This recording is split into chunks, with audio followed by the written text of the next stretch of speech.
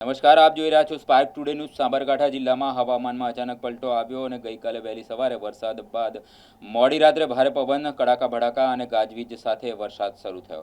આ વરસાદના કારણે સમગ્ર પંથકમાં ઠંડક પ્રસરી ગઈ હતી અને દિવસભરમાં ઉકળાટથી સ્થાનિકોને રાહત મળી। જિલ્લામાં 8 તાલુકાઓમાંથી 5 તાલુકાઓમાં અડધા ઇંચથી પણ પોણા ઇંચ સુધી વરસાદ નોંધાયો છે। મળતી માહિતી મુજબ હિંમતનગર, ઈડર, વડાલી, ખેડબ્રહ્મા અને પોશી જેવા વિસ્તારોમાં મોડી રાત્રે વાવાઝોડા સાથે વરસાદ વરસ્યો।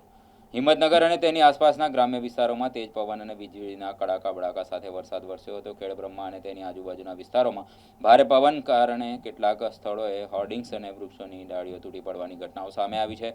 ભારે પવનના કારણે કેટલાક વિસ્તારોમાં વીજ પુરવઠો પણ ખોરવાયો હતો। સાબરકાંઠા જિલ્લામાં છેલ્લા 24 કલાકમાં નોંધાયેલા વરસાદ નીચે મુજબના: ખેડબ્રહ્મામાં 18 મિલીમીટર, વિજયનગરમાં 14 મિલીમીટર, વડાલીમાં 22 મિલીમીટર, ઈડરમાં 10 મિલીમીટર, હિંમતનગરમાં 9 મિલીમીટર, પ્રાંતિજ, તાલોદ અને પોશીનામાં કોઈ વરસાદ નોંધાયો નથી।